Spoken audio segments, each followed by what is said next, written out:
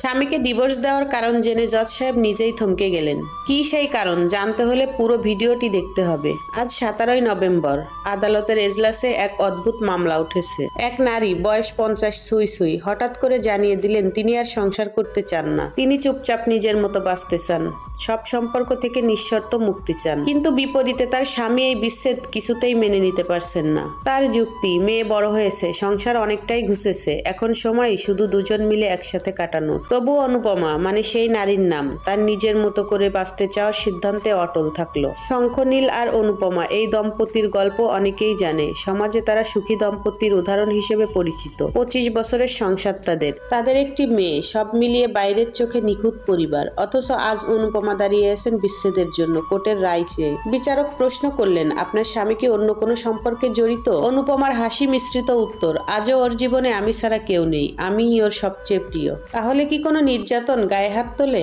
না, ওরকম কিছু না। আমি নিজেও আয় করি, একজন কর্মজীবী নারী। আমার উপরে অত্যাচার করার সাহস হয়তো ওর হতো না, বললেন অনুপমা। তাহলে কেন? বিচারকের এই প্রশ্নে যেন জমে থাকা এক নদীর জল একসাথে বয়ে গেল। আজকের ভালোটাই দেখে আপনি বিচার করতে চাইছেন বিচারক মহাশয়, কিন্তু কেউ দেখেছে আমার গত 25 বছরের ক্লান্তি, প্রতিটা দিনের অভিমান, প্রতিটা রাতে চুপচাপ কাঁদা? আমার স্বামী একজন ভালো মানুষ, ভালো বাবা, ভালো অফিসার, কিন্তু ভালো প্রেমিক না, সে কোনোদিনও হতে পারেনি। আমরা প্রেম করে বিয়ে করেছিলাম, বিশ্বাস ছিল এই সম্পর্কটা হবে বন্ধুত্ব, ভালোবাসা, যত্নে মোড়া। কিন্তু বিয়ের পর সেই প্রেমিক হারিয়ে গেল। বউ হওয়া মানে রান্না শেখা, কাজের ভার নেওয়া, শাশুড়ির অপমান সহ্য করা, এসবই যেন স্বাভাবিক হয়ে গেল।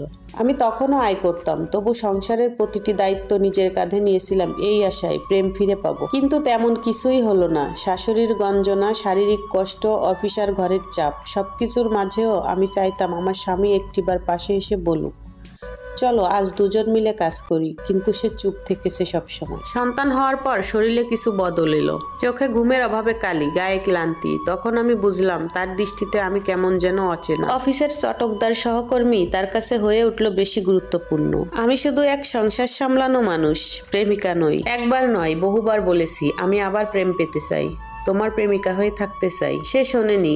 আমি তবুও থেকেছি, কারণ মেয়েটার মুখের দিকে তাকিয়ে বাবার স্নেহ থেকে তাকে বঞ্চিত করতে চাইনি।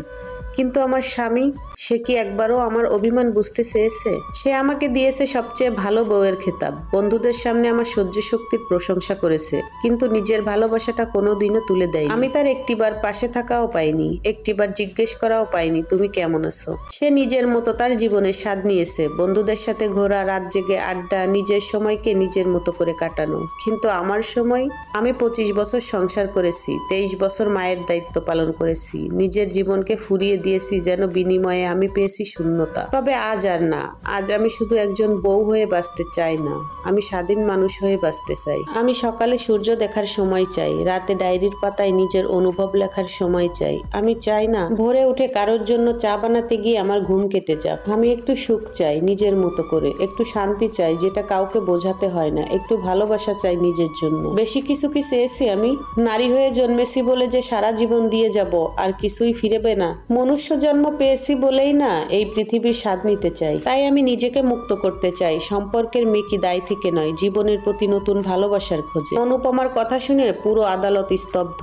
এমন সৎ, এমন গভীর হৃদয়ের কথা শুনে কিছু বলার থাকে না কারোরই। বিচারকের চোখেও যেন জল। এই দাবি কি অনুপমার একার, নাকি এই গল্পটা পৃথিবীর অনেক অনুপমার? কারো জানা নেই। তবে এতটুকু বোঝা যায়, জীবনের প্রতিটা সম্পর্কেই হৃদয় ছুঁয়ে যাওয়া ভালোবাসা না থাকলে তা শুধু দায়িত্ব হয়ে পড়ে, আর দায়িত্বে মন তুষ্ট হলেও আত্মা হয়তো চুপি চুপি কাঁদে। আপনাদের কাছে কেমন লেগেছে অনুপমার গল্পটা অবশ্যই কিন্তু কমেন্ট করে জানাবেন। ভালো লাগলে লাইক, কমেন্ট, শেয়ার করতে ভুলবেন না। সবাই